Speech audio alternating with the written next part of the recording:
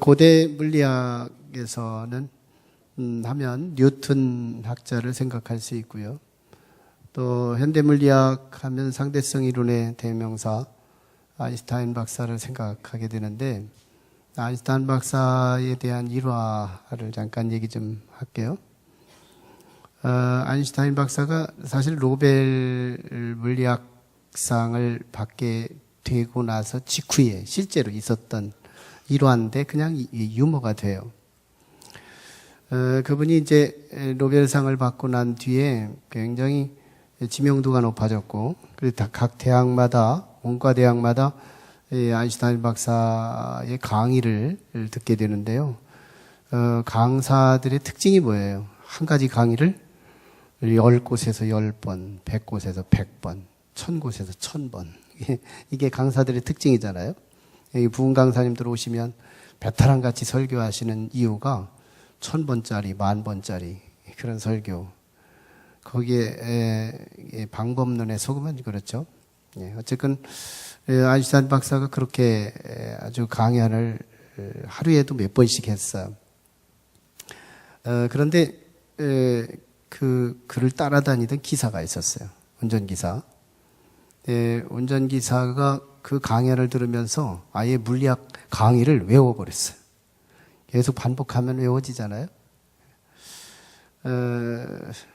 그래서 이제 아인슈타인 박사가 기사가 좀 아는 게 많고, 지금까지 들은 게 많아서 한번 좀 나도 좀 강의할 수 있겠는데요, 교수님.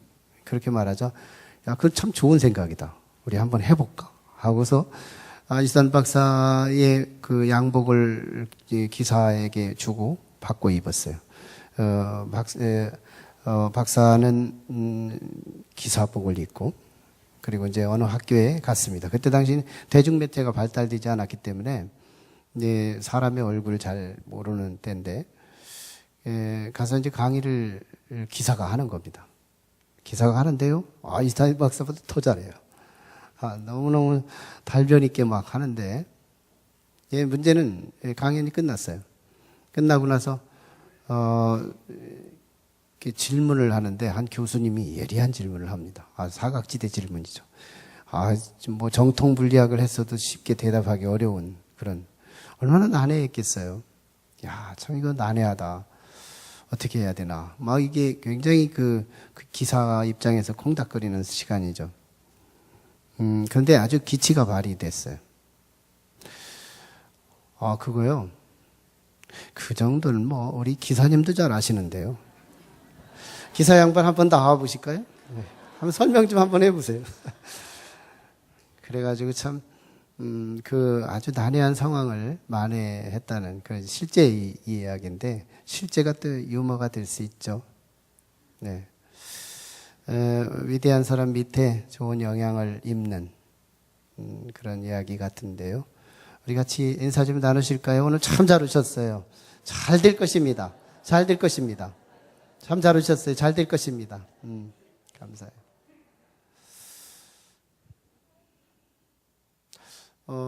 한 오래된 시간인데요. 그래도 한 10년 정도 됐을 텐데, 몇 명의 목사님들과 함께 우리 하나님의 음성 듣기 프로그램에 같이 이렇게 모임을 가진 적이 있었어요. 하나님의 음성 듣기라는 책도 있었고, 책을 같이 구독하고 같이 워크숍하고, 그러면서 하나님의 음성은 반드시 이렇게 설교를 통해서만 듣겠는가? 우리 일상생활에서도 영적인 귀가 있는 사람들은 하나님의 음성 들을 수 있다. 이런 전제하에서 하나님 음성 듣기를 테이블에서 하고, 그리고 산에 가서 이제 하나님 음성 들으려고 갑니다. 하나님의 음성은 안 들리지만 들으려고 하면 들리지 않는가? 그렇더라고요. 실제 시골에서 수많은 매미 소리, 수많은 개구리 소리, 그 중에서도요, 한 개구리 소리를 들어야지 마음 먹으면 한 개구리 소리가 들려요. 한 매미 소리가 들리거든요. 지나가는 차 소리 안 들으면 안 들려요. 근데 들으려고 하면 그 틈바귀 속에서 차 소리가 들려요. 들으려고 하면 들리더라. 하나님의 음성도, 오늘 이 시간도 하나님의 음성이 던져지는, 선포되는 시간이죠. 근데요, 이 시간에도 하나님의 음성을 안 들으려고 마음먹으면 안 들리는 거예요. 듣고자 하시면 들리는 거예요. 들으려고 하는 분에게만 들리실 거예요. 산에 갔습니다. 우리 목사님들끼리 손에 손을 잡고 막 이제 뜨겁게 기도했어요. 하나님, 오늘 주께서 우리에게 필요한 말씀을 주세요. 그리고 이제 각자 흩어져서 각 이제 산보를 합니다. 산보하면서 자연스럽게 자연을 이렇게 경관을 보면서 주의 음성을 들어보려고, 오늘은 우리 주님이 나에게 무슨 말씀을 주실까 하는데, 그날 참 많은 말씀을 주셨어요. 그 중에서 한 장소에 갔는데 굉장한 그 거대한 숲이었어요. 소나무밭이었습니다. 소나무밭. 이 소나무밭은 굉장히 아름드리한 소나무들이 많았고요. 그 다음에 이제 가느다란 소나무들도 있었어요. 아름드리한 소나무는 꽤 몇십 년, 수십 년 된 오래된 소나무라는 걸 단적으로 직감할 수 있었고, 이렇게 아주 쌀이대 같은 조그마한 가느다란 소나무들은 나이가 어리다, 얼마 안 됐다. 이것을 우리는 뭐 비전문가가 봐도 직감할 수 있는 그런 느낌이었어요. 놀랍게도요, 공통점이 있었어요. 아름드리한 나무도 한 15m 남짓, 한 20m 이렇게 되는 그런 키인데요. 아주 그 가느다란 소나무도 그 높이가 15m 또는 20m 이렇게 스카이라인이 같습니다. 키가 같다라는 거예요. 키가 같아요. 수십 년 지기도 키가 같고, 가느다란 얼마 안 된 소나무도 키가 같아요. 거기서 저는 굉장히 중요한 메시지 두 가지를 들었어요. 뭐 다른 메시지 듣고 거기에서 중요한 아주 굉장히 굵직한 주의 음성을 들었죠. 첫 번째 주신 말씀은, 은혜는 이렇게 사모해야 자라는 거다. 이 작은 나무가 심겨진 지 얼마 안 됐어요. 그런데 이 큰 나무 때문에 이 빛이 가리워지잖아요. 태양이 가리워지니까 이 태양 한번 보려고, 태양이 나무 입장에서는, 식물 입장에서는 은혜잖아요. 은혜죠. 그 은혜를 사모하는데 경쟁적이더라는 거예요. 은혜 비춰지면 주고 안 비춰지면 말고, 이게 아니에요. 수동적이지가 않았어요. 적어도 은혜에 관해서는 능동적이었어요. 침노하는 자의 것이었어요. 은혜는 받고야 말 거야, 은혜는 받고야 말 거야 하는 이 결연한 의지가 이 소나무 속에서 볼 수 있었어요. 저렇게 받아야 되는구나, 은혜는. 이걸 깨달았습니다. 은혜는 쟁취적으로 받으면 뭐예요? 잘하더라는 거예요. 세월이 잘하는 걸 결정시키는 게 아니라 열정, 사모함이 잘하게 하더라. 두 번째 주신 메시지였어요. 큰 나무가 작은 나무를 키우더라 하는 거였습니다. 이 작은 나무들이 그렇게 막 하늘 높은 줄 모르고 계속 크는데요. 크는데 어디까지 크느냐면 아름드리한 그 높이까지 크는 거예요. 거기까지 크고는 다시는 안 크는 거예요. 그때부터 굵기 시작하는 거예요. 묘하죠? 한번 이 소나무 숲에 한번 가보시면 제가 한 말이 보일 겁니다. 이제부터 보일걸요? 이게 그 뒤로도 이제 하늘 높이 올라갈 수 있잖아요. 지금까지 큰 속도로 보면, 그 흐름으로 보면 올라갈 수 있잖아요. 근데 거기서부터는 안 크는 거예요. 큰 나무 때문에 작은 나무가 여기까지 컸구나. 큰 나무 옆에서 나무가 크는구나. 큰 사람 옆에서 사람도 클 수 있습니다.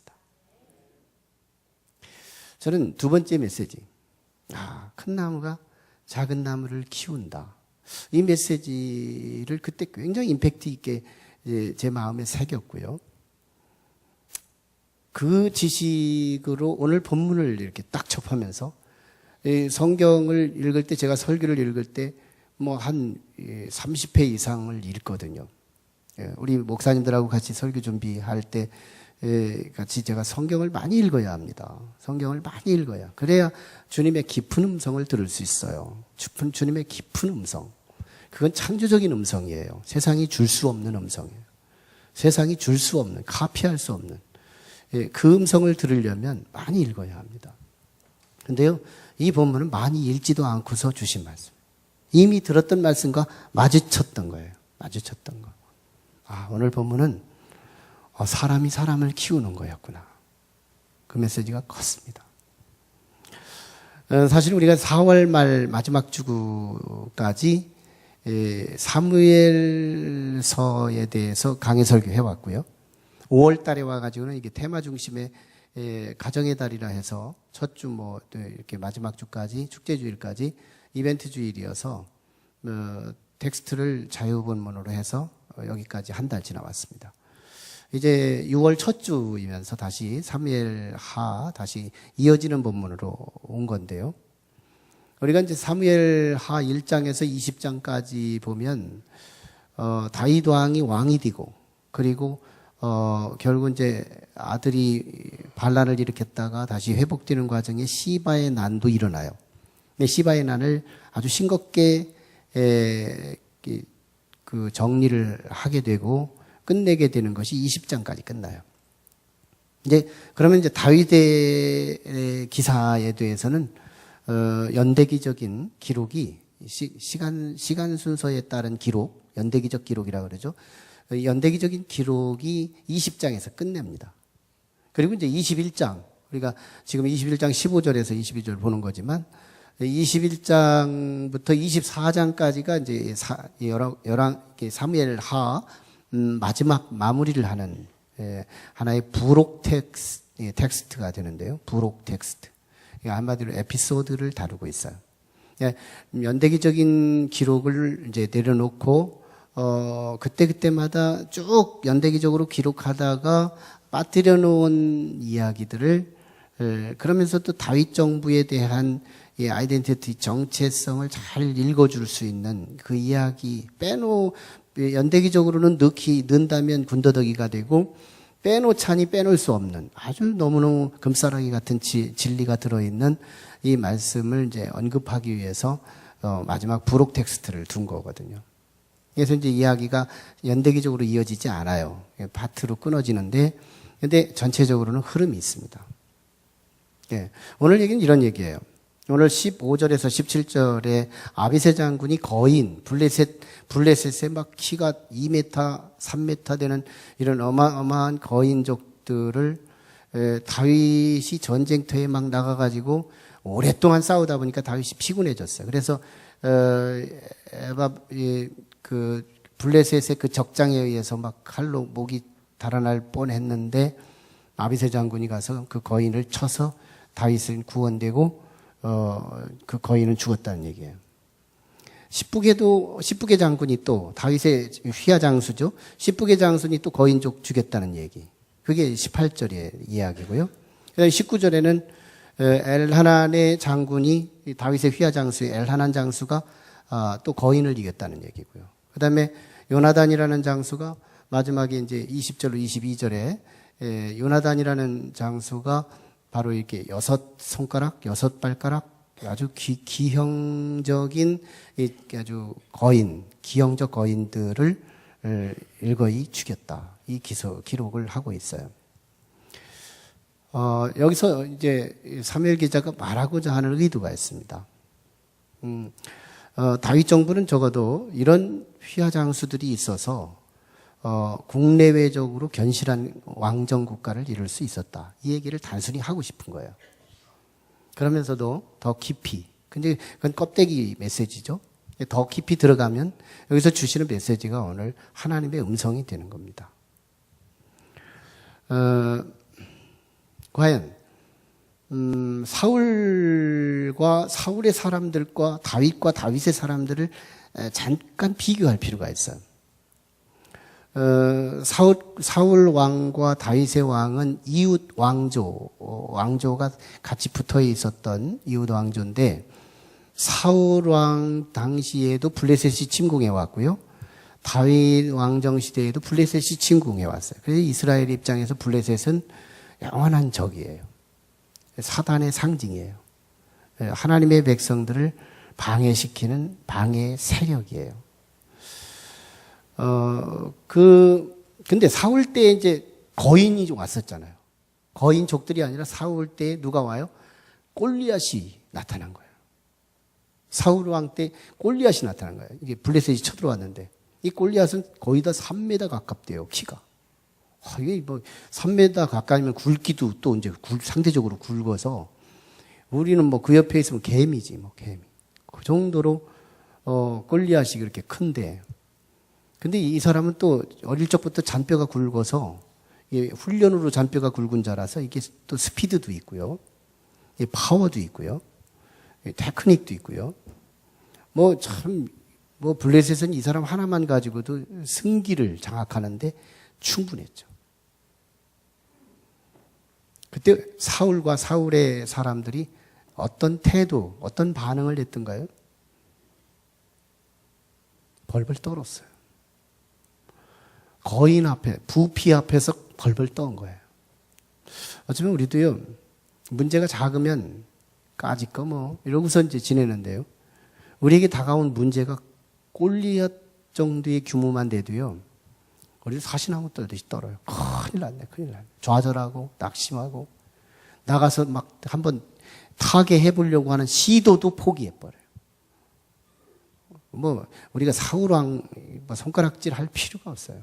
내 자신을 손가락질해야지. 근데 우리도 큰 거 앞에서 두려워, 큰 사람 앞에서 두려워하고 큰 문제 앞에서 두려워하고, 우리는 부피 앞에 아주 사족을 못 써요.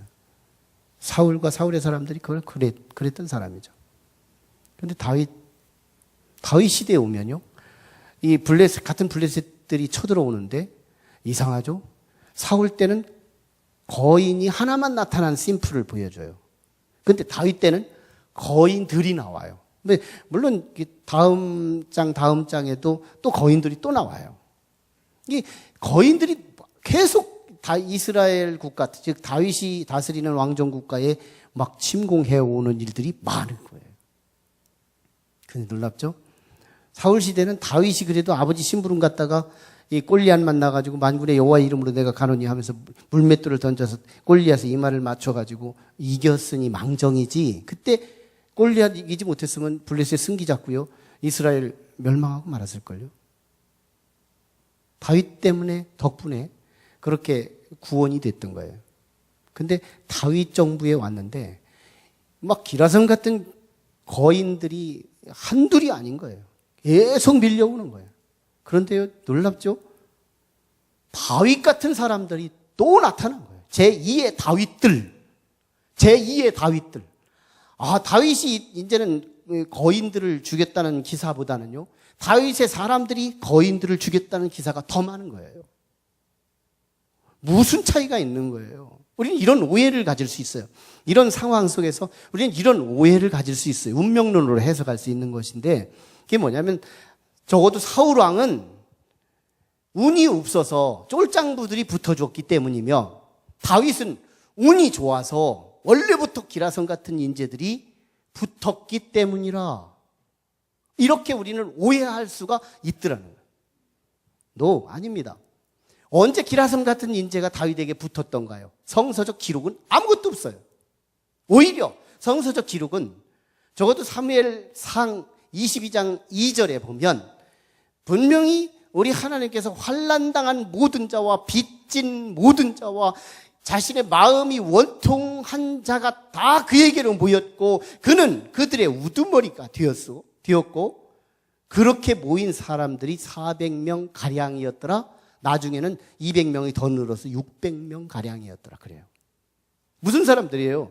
사울 정부로부터 정치적 소외를 당하고 세금 때문에 쫓겨다니고 여러 가지 어려움 때문에 밀려서 소외되고 피해 다니고 문제 앞에 사시나무 떨듯이 떨면서 어디를 의지할까 찾다가 다윗에게로 붙었던 사람들이 그 사람들이에요. 다시 말하면 쫄장부 중에 쫄장부들만 다윗에게 붙은 거예요. 그런데 이상하죠? 다윗에게 온 이후부터 다윗은 문제를 보는 태도가 달라요. 문제 앞에서 문제만 보지 않아요. 문제가 크면 클수록 문제 뒤에 계신 문제를 다스리시는, 문제를 운영하시는, 문제를 전복시키는, 문제를 해결하시는, 문제 속에서 구원하시는 만군의 여호와를 함께 보더라는 거예요. 문제만 보는 것이 믿지 않는 자들의 시선이라면 문제와 함께 하나님도 같이 보는 것이 믿는 자의 시선인 거예요. 다윗은 언제나 그렇게 보더라는 거예요. 다윗은 언제나 이 문제 앞에서 칼을 두려워하지 않더라는 거예요. 골리앗의 칼을 두려워하지 않아요. 그래서 만군의 여호와 하나님을 더 두려워하기에 그는 칼을 들고 나가지 않아요. 물맷돌을 들고 나가요. 다윗은 갑옷을 의지하지 않아요. 오직 하나님이 나의 방패시요, 나의 피할 성이시요, 나의 바위시요, 나의 산성이시니 하나님께로 피해야 내가 살 수 있다고 하면서 자기는 일상적 옷을 입고 나가요. 처음에는 다윗의 단독 거인이었지만 시간이 지나면서 다윗의 사람들이 동공을 키우고 다윗은 뭔가 문제풀이를 달리하네. 다윗은 문제 앞에서 눈동자가 다르네. 다윗은 문제 앞에서 그 마음의 태도를 달리하네. 담대하구나. 낙심하지 않는구나. 좌절하지 않는구나. 끝내 소망을 갖고 있구나. 문제가 생기면 하나님을 찾고 있구나. 어느새 시간이 지나고 나면 다윗의 믿음은 다윗의 사람들의 믿음이 되어 있어요. 다윗의 담대함은 그 사람들의 믿음이 담대함이 되어 있고요. 다윗의 것이 그들의 것이 되어가는, 조금씩 시간과 함께 변화되어 가서 성장하고 성숙되어 가더라는 거예요. 여기서 우리는 성장과 성숙의 개념을 가볍게 이해하고 갈 필요가 있어요. 사람은 성장이 필요해요. 성장해야 할 때 성장이 되지 않으면 가장 먼저 부모가 걱정해요. 이거 사람 구실 못하는 거 아니야? 어떤 사람들의 그 사회 공동체에 들어가서 레벨에 들어가서 내가 키가 작다고, 내가 너무너무 왜소하다고, 내가 어떤 품격에 모자라다고 이거 소외돼 가지고 사는 거 아니야?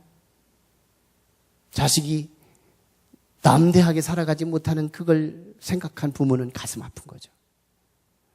점점 자라면서 본인도 걱정해요. 걱정이다. 왜 이렇게 안 크는 거지? 왜 안 자라는 거지? 근데요, 쑥쑥 자라요. 시간 됐을 때 쑥쑥 자라요. 10대 자라야 할 때, 남들 자랄 때 나도 자라는 거예요. 뭐예요? 평안이 있는 거예요. 기대가 있는 거예요. 나도 어른 돼가지고 어른들 틈바귀에서 내 인생 한번 연출하고 멋지게 한번 살아봐야지 계획이 나오는 거예요. 성장하는 사람의 축복이에요. 성장하는 사람의 은총이에요. 우리는 예수를 믿기 시작했다면 성장이 목표되어야 돼요. 커야 돼요. 예수님의 지식도 커야 돼요. 믿음의 지식도 커져야 돼요. 믿음의 의지력도 커져야 돼요. 예배의 분량도 커져야 돼요. 예배 한 번 드리던 분이 한 달에 한 번 드리던 분이 한 달에 2번 드리고, 2번 드리던 분이 한 달에 매주 주일 성수하고, 주일 성수하던 분들이 가끔씩 저녁 예배도 오고, 기도를 안 하던 사람이 기도를 시작하고, 기도를 5초 하던 사람이 1분 하고, 1분 하던 사람이 10분 하고, 잘하는 거예요. 우리도 자람이 목표가 돼야 돼요. 자라야 나도요 기대가 되고요. 나도 믿음의 거인들 틈바귀 속에서 나도 믿음의 한마디 할 수 있는 그런 담대함이 생겨요. 기대가 있어요. 소망이 있어요. 자라야 할 때 자라야 돼요. 문제는 성장만 있으면 아주 치명적 단점이 있어요. 성장만 있으면 그 성장 속에 그 성장의 에너지, 성장의 모든 축복, 그것이 다 누구를 위한 거냐? 자기를 위한 거예요. 자기 중심성. 내게 준 지식도 나를 위하고, 내게 준 에너지도 나를 위하고, 내게 준 돈도 나를 위하고, 도무지 나 밖에를 배려할 줄을 몰라요. 그래서 나를 위한 그것이 모든 범죄의 씨앗이잖아요. 그래서 어릴 적에는 죄를 져도 조금밖에 못 져요. 능력이 안 되니까. 나 중심적으로 성장만 한 그 사람들이 죄를 짓기 시작하면요, 그러면 클수록 죄의 파장이 커지는 거예요. 사람에 조금 해를 끼치던 사람이 능력이 커지면요, 사람을 죽이는 일을 식은죽 먹기처럼 죽여 없애버리고 말아요. 그래서요, 성장만 자기중심적 그 성장하는 그 사람의 성장만 하다 보면 재앙도 커질 수 있는 거예요. 재앙도 커지는 거거든요. 근데 놀랍죠? 성장이 성숙과 이어져야 된다. 성장이 성숙과 이어져야 한다. 어른들은요, 성장이 끝나버려요. 성장이 끝나요. 어느 정도 크고는 안 크는 거예요. 저도 이게 안 크는 거예요. 이 지게져서 안 크나. 막, 이 방아쇠다가 이렇게 소구루마로 싣고 가는 게 아니고 내 어깨로 실어 날르는 게 어린 시절에 너무너무 기억에 오래 남거든요. 나는 늘 핑계 대는 게 그거예요. 내가 지게 많이 져가지고 이렇게 안 컸다고. 근데 더 생각해보면 그게 아니에요. 다 큰 거예요. 성장이 멈추면 성숙이 시작되는 거예요. 우리 이성숙 권사님 이름 너무 좋잖아요. 성숙. 스피리추얼한 것들이 크는 거예요. 영적인 것들이 크는 거예요. 보이지 않는 것들이 크는 거예요. 아이들 청소년들 크는 거 보면 막 어른처럼 커가지고 그때부터 어른한테 반말하고 막 대들고 하는 걸 보면요, 네가 성숙하지 못해서 대드는 거지. 몸뚱이 크면 다 큰 줄 알고. 속도 키워야 큰 거야. 껍데기만 크면 큰 거. 성장하다 보면 그때 그게 어리석었다는 걸 알죠. 성숙해요. 성숙해지면요, 센터가 바뀌어요. 중심이 바뀌어요. 내 에너지가 나만을 위하지 않습니다. 가장 먼저 신앙 안에서 성장하는 사람은 하나님의 영광을 위해요. 하나님의 성숙한 사람은요, 예배도요, 하나님 기쁘게 하는데 목표를 둬요. 오늘 하나님 기쁘게 해드려야지 안 졸아요. 하나님 기쁘게 안 될 거니까. 하나님 기쁘게 목표를 둔 사람 절대 안 졸아요. 하나님 기쁜 게 아무 상관이 없으니까 졸기도 하는 거지. 내 육신한테 순종하는 거지. 내 육신한테 막 육신의 피곤함한테 불순종해야 된다니까. 막 저항하고 하나님의 기쁘지 않으면 안 되니까 막 하나님 기쁘게 해드리기 위해서. 그리고요, 나보다 못한 사람이 보여요. 비척이는 인생이 보이고요, 가슴 아픈 인생이 보이고요, 환난당한 인생이 보이고요, 막 그 사람을 보면 이상하게 마음이 뜨거워지고요, 내 호주머니에 막 손이 들어가고요, 지갑이 막 벌려지고요, 그리고 가서 막 주고 싶어지고요, 주고 나면 시원해지고요, 한 걸 한 것 같고요, 막 너무너무 샤워가 이보다 더 시원할 수가 없는 거예요. 할 일을 한 사람은 시원한 거거든요. 오늘 우리는 예배가 할 일을 하는 거예요. 예배 드리고 산 사람은 이거 돌아오는 한 주간이 시원할걸요.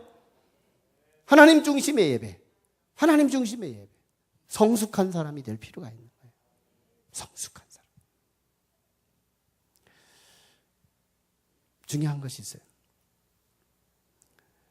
우리 지금 다윗은 15절에서 성숙의 모델이죠. 지금 왕이에요, 왕. 다윗은 왕이거든요. 이미 통일왕국의 왕이 된 시점 지났어요. 그러면 왕이면 지금 자기는 왕궁에 있어도 돼요. 자기 중심이라면, 성장으로 끝난 다윗이라면 그냥 왕궁에 있어도 되거든요. 근데 다윗은요, 성숙한 사람이거든요.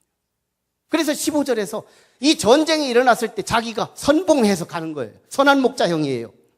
환난의 문제, 어려움의 문제, 그 현장에 자기가 뒤쫓아가는 것이 아니라 가장 앞장서서 가는 거예요. 가장 앞장서서 내가 죽어도 내가 먼저 죽겠다. 일사각오의 정신을 가지고 우리 하나님께 영광을 위해 내가 먼저 죽겠고, 우리 휘하 백성들, 휘하 장수들을 사기를 돋보기 위해 내가 먼저 앞장서겠다는 이 태도, 이게 15절에 나타난 다윗의 전쟁에 나간 거예요. 그런데 전쟁하다 말고 뒤로 후퇴해가지고 잠시 쉬고 있는 것도 아니에요. 쉴 수 없는 이 전쟁 속에 하다가 인간인지라 그는 지쳐 있었어요. 그때 블레셋 적장이 다윗을 쳐 죽이려고 할 위기에 처했을 때 어떤 거예요? 아비새 장군이 와서 그 사람을 쳐 죽임으로 다윗이 가까스로 살아났다는 얘기를 오늘 본문에 하고 있는 거잖아요. 그런데 보세요. 17절에 보면 이 추종자들이, 이 다윗의 추종자들이 다윗을 향하여 뭐라고 한 거예요? 왕이시여, 이제 당신은 이 전쟁에 앞장서지 마세요. 우리 뒤쪽으로 가세요. 뒤쪽으로 가세요. 당신은 우리의 등불이에요. 당신은 우리의 등불이에요. 자기가 등불이라고 할 그들이 이제 왕을 등불이라고 말하며, 당신이 죽으면 우리는 다 죽는 거지만, 우리가 죽으면 조금 죽는 것밖에 안 되는 거지만, 당신이 죽음으로 우리 민족이 전체가 죽을 수 있어요. 당신은 뒤로 가세요. 뒤로 가세요. 뭐예요? 백성들은 다윗을 위하고, 다윗은 하나님과 백성을 위하고, 하나님은 다윗과 백성을 위해서 이 전쟁에 이기게 하시잖아요. 뭐예요? 위하는 공동체. 이게 교회의 건강한 교회의 유형이라. 오늘 본문에 건강한 교회론도 나올 수 있는 부분이에요. 정말 다윗은 백성을 위하고 하나님의 영광을 위하고, 다윗의 사람들은 다윗의 안위를 걱정하고, 하나님은 이 장면의 아름다워 성령으로 이 다윗의 휘하 병사들에게 힘을 주고 칼에 힘을 줘 이 전쟁에 승리하게 하시는, 위하는 공동체. 나는 너를 위하고 너는 그를 위하고 그는 또다시 나를 위해서 한 바퀴 빙빙 도는 이 놀라운 아름다운 위하는 공동체를 이루게 되더라는 거예요. 중요한 것이 있어요. 내가 성장할 모델이 있는가? 성숙의 모델이 있는가? 모르가도 크기만 하면 된다? 방향 없이 크기만 하면 된다? 아니라는 거예요. 모델이 필요하다. 적어도 다윗 시대에는 다윗이라는 모델이 있었어요. 다윗을 보니까 문제 푸는 해법이 다르고, 다윗에 보니까 그 중심이 다르고, 멘탈이 다르고, 그 방법론이 다르고, 그 결과가 다른 것을 보면 다윗에겐 뭐가 있다. 다윗을 롤 모델로 삼았던 거예요. 그래서 장차는 제2의 다윗들이 인산인해를 이루는 거예요. 중요한 게 있어요. 모델이에요. 내가 누구를 닮을 것인가. 보세요. 미국의 플랭클린 루즈벨트라고 하는, 나중엔 대통령이 되지만 이 사람이요, 어릴 적에 대통령의 꿈을 꾸고 있었어요. 그런데 이 대통령의 꿈을 꾸기는 꿨는데 내가 어떤 사람의 대통령이 될까를 찾습니다. 그러다가 자기의 친척이었던 시어드 루즈벨트라고 하는 사람을 롤모델로 삼습니다. 시어드 루즈벨트가 하버드 대학 들어갔어요. 플랭클린 루즈벨트가 하버드 대학 들어갑니다. 시어드 루즈벨트가 런던 주지사가 돼요. 플랭클린 루즈벨트가 런던 주지사가 됩니다. 시어드 루즈벨트가 변호사가 됩니다. 플랭클린 루즈벨트가 변호사가 됩니다. 시어드 루즈벨트가 부통령이 출마합니다. 그래서 당선됩니다. 플랭클린 루즈벨트가 부통령에 도전합니다. 근데 떨어져요. 이 따라잡기에 너무너무 번아웃이 돼서 그는 후천성 소아마비가 돌아와요. 플랭클린 루즈벨트가 부통령에 떨어졌으면서, 그러면서 소아마비가 전신에 퍼졌어요. 좌절할 수 있잖아요. 근데 그는 대통령이 되는 꿈을 접지 않습니다. 용투리 많은 몸 가지고 대통령이 되겠다는 거예요. 자, 그때는 잠시 목표를 잠깐 돌렸어요. 또 다른 목표. 이런 장애에도 꿋꿋이 장애를 꺾지 않고 그 목표를 달성할 수 있었던 사람은 누굴까? 찾아보니 헬렌 켈러 여사였어요. 헬렌 켈러 여사는 삼중고를 알았죠. 시각장애, 청각장애, 언어장애. 이 삼중고에서 어떻게 그가 일어났던가? 몸만 비집고 일어나도 자기는 무조건 하나님께 감사할 수 있었던 헬렌 켈러 여사의 그 고백. 내가 내 몸을 들고 일어날 수만 있어도 나는 내가 대통령이 되는 꿈은 접지 않겠다 하고 결국은 대통령이 됩니다. 39살에 이 소아마비를 앓게 되죠. 그 후에 헬렌 켈러의 목표를 또 두면서 그가 극복했던 것처럼 자기도 극복해요. 그가 극복했으니 나도 극복해야 되겠다는 거예요. 대통령이 되죠. 32대 대통령. 놀랍습니다. 그때 세계대전이 일어나요. 제2차 세계대전. 1939년에서 1945년 9월 달까지 9월 1일에 시작해서 9월 2일로 끝나요. 이 세계대전이 일어나면서 놀랍죠. 세계대전을 하면서 아마 역대 대통령 중에서 가장 많은 명령을 하달했던 지도자가 프랭클린 루즈벨트였어요. 역대 대통령들 중에서 수많은 명령을 그렇게 많이 했던 명령. 근데요, 이 명령들이 다 탁월하게 성공으로 이어졌더라는 거예요. 뭐예요? 통찰력. 프랭클린 루즈벨트의 통찰력. 그러니까 선택은, 우리는 선택할 자유는 있지만 바른 선택을 할 자유는 부자유하잖아요. 근데 이 프랭클린 루즈벨트 대통령은 지금 이 선택이 기름 부음이 있는 거예요. 통찰력이 대단한 거예요. 세계대전을 성공으로 이끌었던, 아주 영도자를 이룰 수 있었던 지도자가 됐던 그런 대통령이었죠. 근데요, 설상가상으로 이 세계 2차 대전이 후유증으로 온 세계 경제 공황, 미국을 중심으로 시작된 경제 공황. 이 공황에서 극복시키는데 만회시켜버렸죠. 경제 공황을 막 다시 뒤집어 놨죠. 이게 루즈벨트의 공로예요. 놀랍죠? 놀라운 역사의 주도권은 그동안에 1차 세계대전이 끝날 때까지 역사의 주도권은 유럽에 있었어요. 유럽이 역사의 주도권을 갖고 있었습니다. 유럽 문화가 이끌었던 거예요. 경제도 이끌었고 정치도 이끌었고 모든 영향력은 유럽 중심이었어요. 세계 2차 대전을 중심으로 이 프랭클린 루즈벨트 대통령 정권을 중심으로 모든 세계의 역사의 주도권이 미국으로 넘어갑니다.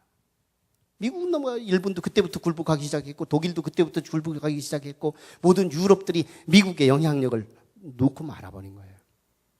뭐예요? 소아마비 대통령. 아무것도 아닐 것 같고 외형적으로 아무것도 영향력이 없을 것 같은데요. 더 놀라운 것은 이런 소아마비를 앓던 이 루즈벨트가 미국의 역대 대통령 가운데 3번을 연속한 대통령 없었다는 거예요. 12년간 미국의 연속 대통령이 돼요. 한 번 해도 참 대단할 텐데 한 번, 두 번, 3번을 계속 이어가는 거예요. 놀라운 영향력, 이 집중력. 집중력이에요. 모델이 선정되면 집중하는 거예요. 모델이 선정되면 집중하는 거예요. 모델이 생기는 것이 가장 첫 번째고요. 모델이 생겼다면 그 모델에 대한 집중력. 이게 환경을 극복하고 반드시 이루어내더라는 거예요. 저는 예수를 믿는다는 것은 모델이 생긴 것을 말해요. 뭐예요? 우리는 대상이 생겼어요. 예수 그리스도. 예수 그리스도. 그분이 어떤 분인지 아세요? 그분은 우리를 사랑하시는 거예요. 구약 성경에 그분의 사랑을 너무너무 바다의 강물처럼, 바다의 물처럼 흐르게 만들어요. 구약 성경을 읽어보세요. 하나님의 사랑이 뚝뚝 떨어져요. 하나님의 사랑이 줄줄 흘러요. 그런데요, 구약에서 하나님의 사랑이 간접적으로 사랑한다는 것을 전령들을 보내서 막 우리에게 한없이 역사마다 시대마다 그런 전령들을 보내서 하나님 우리를 사랑하신다는 하시더니 신약으로 돌아오면서 이제 아예 안 되겠다. 말이 필요 없다. 내가 직접 저놈들을 내가 사랑하는 걸 몸으로 보여야 되겠다. 그래서 이 땅에 우리의 옷을 입고 오신 분이 예수님이세요. 예수님은 하나님이 사람으로 오신 분이에요. 여러분, 개는 사람을 연출 못해요. 사람은 개를 연출할 수 있어요? 능력이 개보다 탁월하니까. 하나님은 사람을 연출할 수 있지만 사람은 하나님을 연출할 수 없어요. 능력이 하위를 카피할 수 있습니다. 하나님이 우리의 사람의 눈높이로 오셔서 우리의 속사정, 우리의 한계점, 우리의 죄, 이런 모든 것들을 친히 경험하시면서 신음하는 환자들을 치유하시고 안진뱅이를 일으키시고 소경을 눈뜨게 하시고 죽은 자를 살리게 하시고 한계에 묻혀있는 사람들을 소망 가운데 구원해 주시는 놀라운 일을 하신 분이 예수 그리스도세요. 너무너무 의인이다 보니까 죄인들이 저 예수 때문에 밥 먹고 사는 일이 힘들어서 예수를 죄딱지를 붙여가지고 죽여야 우리가 살 수 있다는 생각 때문에, 돈 때문에, 먹고 사는 것 때문에 예수님을 십자가에 죄딱지 붙여서 죽인 것이 십자가의 사건이에요.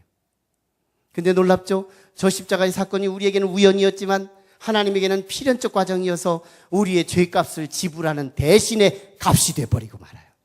그래서 이때부터는 저 십자가를 나의 죄값으로 대신 죽어주신 하나님의 사랑으로 믿는 사람은, 하나님의 사랑으로 받아들이는 사람은, 하나님의 사랑 덩어리로 저 하나님의 약속을 내게 내 인생으로 유입하는 사람은 이제 내 죄를 용서받는 구속의 복음을 우리에게 허락하신 줄로 믿습니다. 누가 우리를 대신해서 죽어줄 분이 있어요, 이 세상에? 누가 나를 이미 욕하고 있을 때 그를 위해 희생할 수 있는 사람이 있을까요? 나를 칭찬하고 전태일이 같이 정말 오빠 부대가 있을 때 평화시장에서 오빠 할 때 전태일이 같이 내가 너희들을 위해 대신 죽어주리라 하고 휘발유 몸에다 뿌리고 이 평화시장에서 자기의 몸을 태우는 이런 전태일이 같은 의인들은 있을지 모르지만, 전태일 오빠 죽여야 돼, 전태일 오빠 죽여야 돼, 그런 오빠 부대를 위해서 전태일은 절대 죽지 않았을 거예요.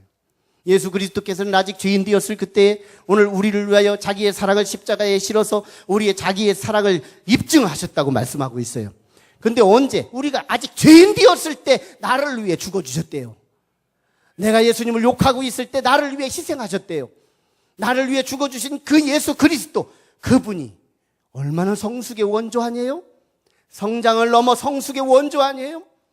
우리가 칭찬할 때 주님이 영광을 받으신 게 아니라 우리가 욕하고 있을 때 주님이 십자가에 죽어주신 저 절대적 사랑, 무조건적 사랑, 아가페적 사랑, 저 사랑은 이 세상에 그 어느 누구도 존재한 적이 없어요.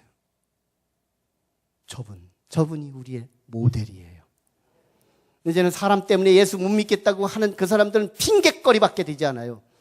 우리는 이제 예수 그리스도에게 집중력, 시선의 줌을 모아서 예수 그리스도를 알아가기 시작하고 예수 그리스도의 소리를 듣기 시작하고 예수 그리스도가 내 인생에 하나 됐으면 좋겠다는 희망과 소망을 갖기 시작하고 그 예수 그리스도가 내 인생에 개입되기를 소망하고, 예수님이요, 내가 당신을 롤 모델로 삼겠습니다. 예수님이 가난한 자들에게 눈을 뜨셨다고요? 나도 가난한 자에 관심을 두겠어요. 예수님께서 믿지 않는 자들에게 관심을 두셨다고요? 나도 이제 믿지 않는 자들에게 관심을 두겠어요. 나는 예수님께서 죄인들에게 가서 같이 식탁을 나눴다고요? 나도 죄인들을 무관심하지 않겠어요. 이제 나만 생각하지 않는 자가 되겠어요. 예수님이 정말 나를 위해 그러셨다면, 예수님이 우리 교회를 위해 그러셨다면, 예수님이 우리 한국교회를 위해 그러셨다면, 나도 이제 예수님 따라서 그만큼의 분량은 아니래도 나도 조그만 내 이웃에, 나 작은 이웃에, 신음하는 이웃에 가서 말 한마디라도 사랑을 던져줄 수 있는 그런 예수를 닮은 꾼이 되겠어요. 예수를 보고 예수를 배워서 예수를 닮아가기 원하고, 그래서 예수를처럼 우리가 성장하기를 원합니다. 성장하면 우리는 예수 믿는 재미가 생겨요. 성장하지 않는 사람이 언제나 교회 밖으로 나가버리고 말거든요. 예수 믿다가 실족하는 사람들이 성장하다가 말았기 때문인 거예요. 우리는 성장이 필요해요. 예수를 믿기 시작했다면 성장, 조금씩 자라는 재미가 보통 재미가 아닌 거예요.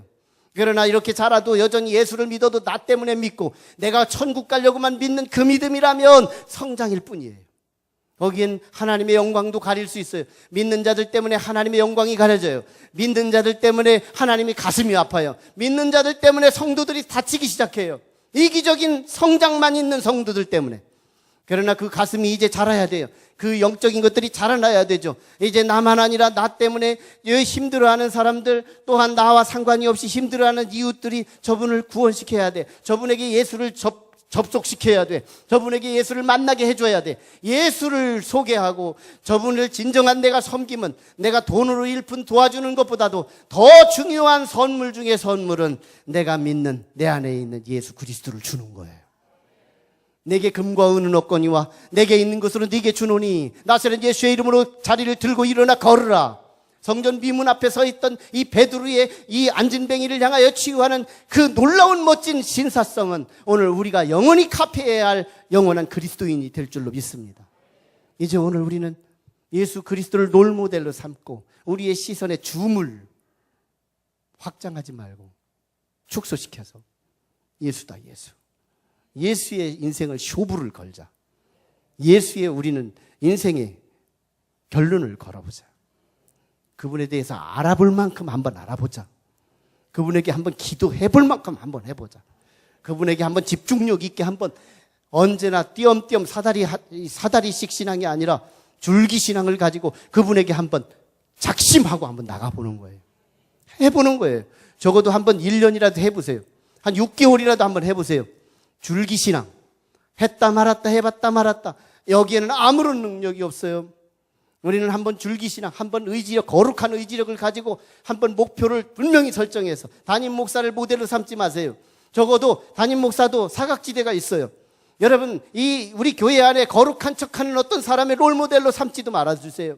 그분의 사각지대가 있어요. 냄새 풍풍 나는 것들이 있어요. 오직 우리의 유일한 희망은 예수 그리스도 그분밖에 없는 거예요. 예수 그분 때문에 우리는 천국 가는 것이고요. 예수 그분 때문에 우리는 능력자가 되는 것이고요. 제2의 예수들이 오늘 우리 교회를 건강을 결정시키는 거예요. 여러분, 우리 교회 왔다면 뭔가 바뀌어야 되잖아요. 모양만 폼생폼사하고 모양만 지키는 그런 교회의 성도가 된다면 우리는 세상에 밟히고 말걸요. 밟히지 말아야 돼요. 세상이 부러워해야 돼요. 침을 흘리며 우리를 따라와야 돼요.